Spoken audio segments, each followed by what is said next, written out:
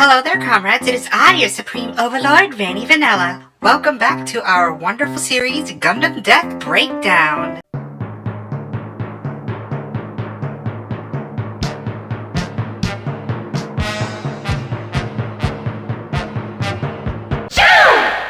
Of course we're still sticking with the Universal Century. What else would you think I'd go into? Don't worry, AU fans, your time will come soon. So this time we're going to break down a character that's near and dear to my heart. It is by far my most favorite character in all of Gundam. Yep, combine every single Gundam character in every single series, and this is my one favorite. I'm of course talking about my beloved Garma Zabi and his absolutely tragic death. Heavy spoilers are ahead, so you have been warned. Now, I know there's some timeline issues with Gundam Origin and the original Mobile Suit Gundam, so we will be focusing on purely everything we see in Mobile Suit Gundam as well as any supplemental material. So let's break it down. 3, 2, 1. So, Garma Zabi, a colonel in the Principality of Zeon, even though he is often referred to as Captain in the series, was the commander of Zeon's Earth Attack Force. He was the supreme commander of all of Zeon's forces on Earth. That's a total of 5 branches of mobile divisions. The first terrestrial mobile division stationed in Europe and Central Asia, the second and third on the west and east coast of North America, the fourth in Oceania and Australia, and the fifth located in Africa and the Middle East. Hundreds of thousands of troops under this one man's command. Truly something remarkable considering by the time of the first episode of Mobile Suit Gundam, Zeon had already controlled 2/3 of the entire planet. But many wonder if Garma's post as commander of the Earth Attack Force was because of his lineage as a Zabi. He was the youngest son of Daegwon Zabi, the sovereign of Zeon. He was handsome and beloved by his countrymen. Much to the chagrin of the naysayers and people questioning Garma, Garma did not have the attitude of a pompous child who whined and complained to get his way to the top. Even though he was given his position, he did everything he could to prove he earned his rank and title. We first get a glimpse of Garma as he is receiving a call from Char during the White Base and Gundam's re-entry into Earth's atmosphere. Char has lost a total of 8 Zakus in the span of 5 episodes. It has cost me 8 Zakus to find and eventually corner them.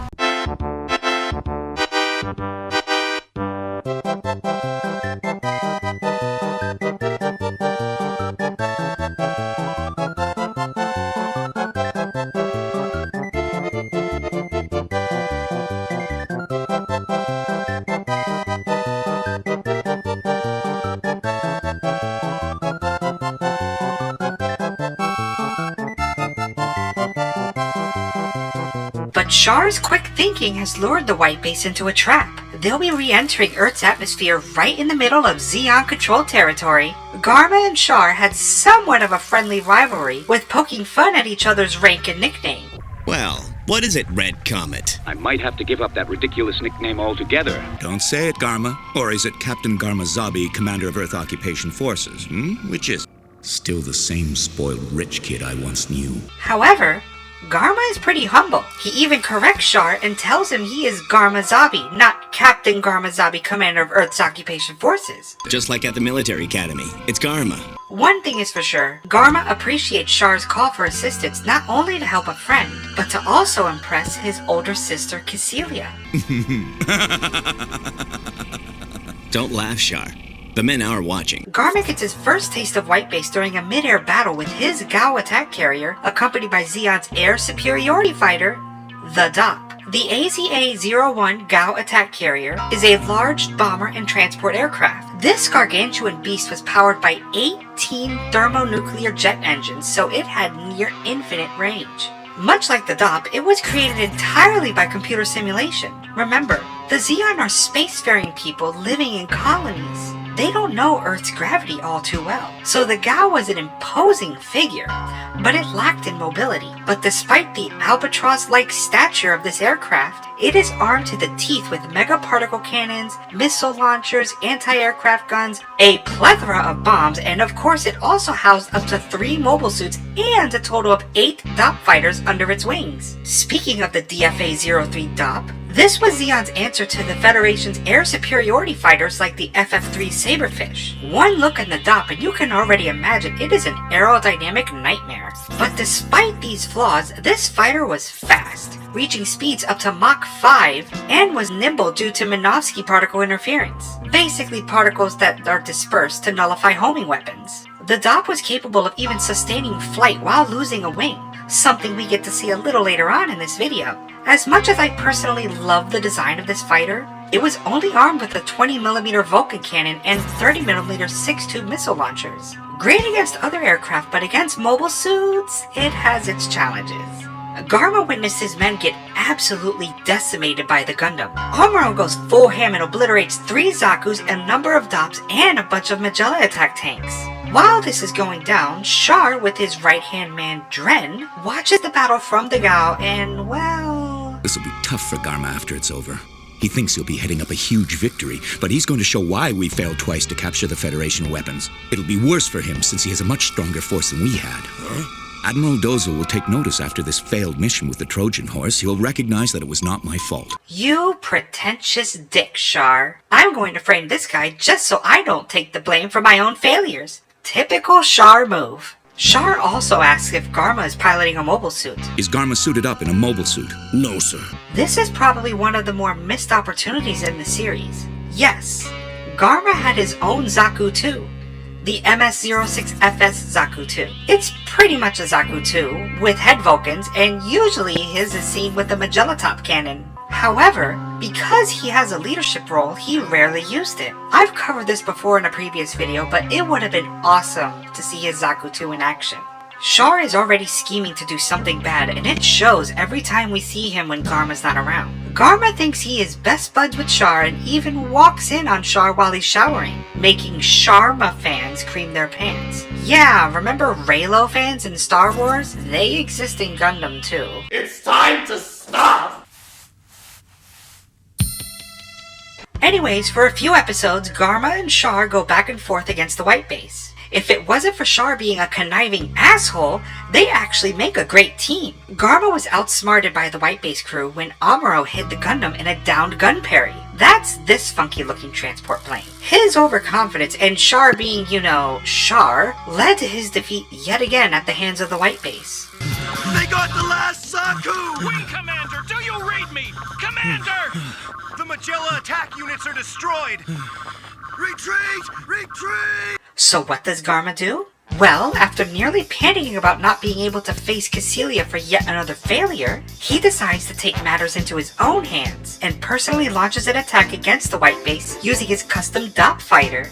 Char tries to talk Garma out of it, but Garma is feeling the pressure and gives a rather cold response to his friend Char. No reason why you should go out there. Thanks for your concern, but I have to consider what my elder sister might think. Guys like you who have no family ties wouldn't understand. To be fair, Garma knows Char as Char, a mysterious handsome blonde who just so happened to show up in the Zeon Academy. Not as Casval Rem Daikun, you know, the one whose father was killed by Degwin Zabi. Garma's constant attacks are taking a toll on the White Base crew mentally. On top of that, supplies are running low to the point where grown adults are stealing food from kids.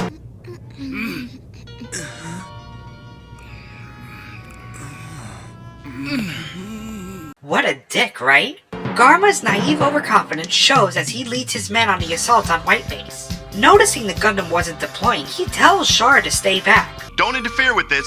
Just watch. Just see how beautifully I'll bring him down. Excellent. Finally, I'll see your splendid fighting skills. If he had ordered Char to launch with him, they could have taken out White Base with the mobile suit on the ground and an aerial attack by the DOPs. Instead, with no ground support, Garma pushes on with his airstrike. Hey, BB, don't concentrate on the little ones. Just go for the engines of the Trojan horse. Got it? Yes, Captain! Right, follow me! Amuro suits up and launches in the Gundam. But as this is happening, Char is impressed by Garma's assault and begins to sabotage a communications wire because, you know, he's a dick. Garma commands his wingmen to attack the Gundam, but shockingly, the Gundam engages in aerial combat with the DOPs. One by one, the DOPs get shot and even kicked. Garma's squadron is falling apart. I mean, when you think about how thick the Gundam's armor is, Dopp Vulcan cannons are not going to make much of a dent. Garma dives and opens fire, but Amuro was ready.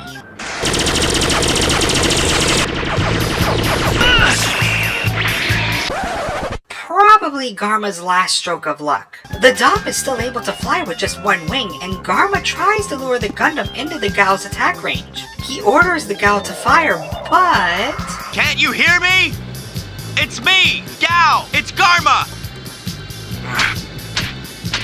What's going on? I'm positive the radio's working on my end, at least. Sounds like Red is sus in this case, and no one saw him venting. It's time to stop! It's time to stop! Anyways, thanks to Char's sabotage, the Gal could not receive Garma's orders. Had Char not sabotaged the radio communications, it could have been a devastating blow to the Gundam. Instead, Garma escapes and finds out the cause of the communication problem. With all the dirt on this plug, it's no wonder my radio wasn't working properly. Engineer, you will be dealt with accordingly. It was Char, Garma. Don't fall for his devilish charms. Oh, he's doomed. In the next episode, titled Garma's Fate for a Reason, Garma is in a fancy Zeon party with Earth dignitaries looking to suck up to him for political reasons. I hear that your father, Sovereign Zabi, may be visiting Earth sometime in the near future. I haven't heard anything. Well, if he does come, it would be a great honor to serve under him. Kind of reminds you of our world today, doesn't it? Garma is a charmer, but knows how to put on a face. But when he meets up with Char at the bar, get it? Char? Bar? He sees the rotten politicians as the fools they are. Bunch of fools. Just then, Garma's love shows up. Garma's taken by the beautiful Iselina Ischenbach. Romance on the front lines. Same spoiled rich kid. Garma shares a private moment with Iselina, who will stop at nothing to be with Garma, even if it means betraying her own father. I want you. Even if I have to betray my own father, I want you. Garma plans on not only to capture the White Base, but to also demand that he resigns from his post, just so he could live a life with Iselina. Whether this is true or not, we may never know. Just remember, since his debut, all Garma wanted to do was nothing more than to prove himself to Cassilia. Then all of a sudden, Iselina shows up in this episode.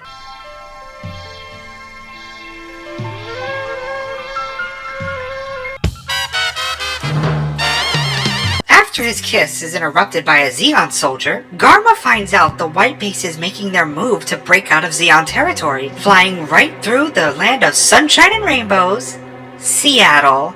Garma at this moment is in New York. That's how fast a Gal can traverse across the entire United States. The White Base takes refuge in a destroyed sports stadium, ripped to the Seattle Mariners, while Garma's fleet begins to carpet bomb the city ruins in an effort to flush out the White Base. Unfortunately, despite some close calls for the White Base, he still cannot find the Trojan horse. Garma was willing to go down and find White Base with his men, but Char, being the good friend that he is, offers himself instead. Char knows that Garma's mind is preoccupied with Iselina. Reluctantly, Garma gives Char command. A perfect opportunity for Char to start getting even with the Zabis. Good luck to you, Garma. Good luck to you, Char. And may the glory of victory be yours, Captain. Char has his orders. Locate the White Base and inform Garma of its whereabouts so the Gal can destroy it. Char ends up noticing the Gundam and suddenly it's a 3-on-1 fight.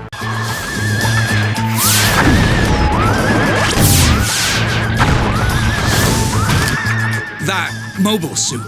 The pilot's improving. The Gundam easily dispatches one Zaku and lures the other one into the open. Char realizes this tactic and has a thought about how to get rid of Garma. That's a pretty good strategy.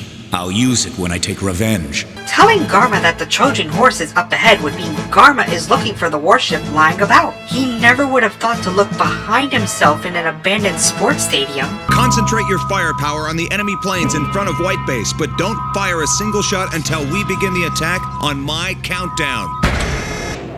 10, 9, 8, 7, 6, 5, 4, 3, 2. Garma committed 3 fatal mistakes. 1. He leaned too much on Char and was not aware of his surroundings. 2. He chose Char to be his best friend. And 3. He was born a Zabi. 1, fire!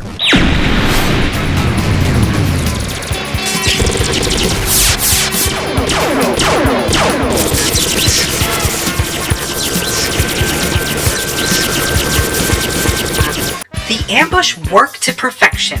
The Gao was damaged upon the initial strike and was unable to ascend. It could be possible if he had chosen to save his own skin, he could have escaped in perhaps another dock, or if he had his Zaku. But instead, Garma realizes he may very well be doomed and does the unthinkable. Change course 180 degrees.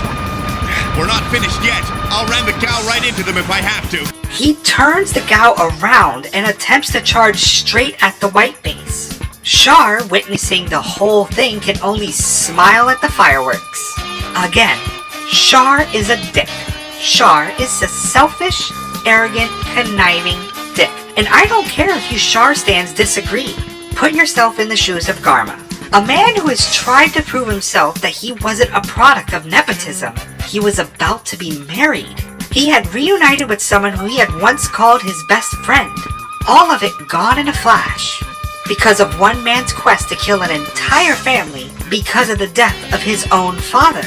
Hey, Garma, do you read me? Blame this on the misfortune of your birth. What? Misfortune? That's right. Char, you're not saying that. You were indeed a very good friend to me. Don't take it personally. You can thank your father for this. Char, you double-crossed me, Char! Garma grips the controls of the Gao and barrels towards white base. I am a son of the Zabi family, and I will go down in glory. You have not defeated me. Remember, this warplane is not only huge, it has 18 thermonuclear engines. This can easily take out white base if it makes it. But unfortunately... Take cover now! Glory to the nation of Zion!